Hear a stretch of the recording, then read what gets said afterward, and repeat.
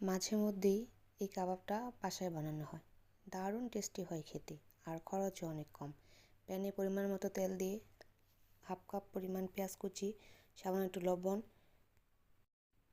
সামান্য পরিমাণ চিকেনের কিমা, হাফ চামচ আদা রসুন বাটা ভালো করে একটু কষিয়ে ভালো করে কষানোর পরে তার মধ্যে চাট মশলা দিয়ে তারপর অল্প পরিমাণ কিছু রান্না করে নেব। রসুন বাটা দিয়ে একটু যখন নেড়ে চেড়ে সিদ্ধ হয়ে যাবে মাংসটা নামিয়ে তার মধ্যে আগে থেকে পেঁয়াজ, বেরেস্তা, আলু সিদ্ধ, কাঁচামরিচ, ধনিয়া পাতা, বিস্কিটের গুঁড়া দিয়ে ভালো করে মেখে নেব। যখন ডোটা এরকম হয়ে যাবে তখন কাবাবের শেপ দিয়ে এইভাবে কাবাবের যে কোনো শেপ দিতে পারেন। দেওয়ার পরে এই অবস্থায় আপনারা এটা ডিপ ফ্রিজেও সংরক্ষণ করতে পারবেন।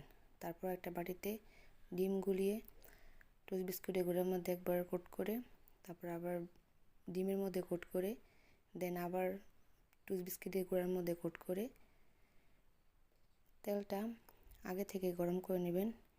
মিডিয়াম লো আঁচে ভেজে নেবেন।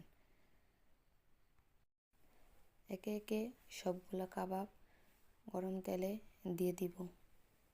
কিছুক্ষণ অপেক্ষা করার পরে যখন হালকা বাদামি রং হবে তারপর উল্টিয়ে পাল্টিয়ে নিব।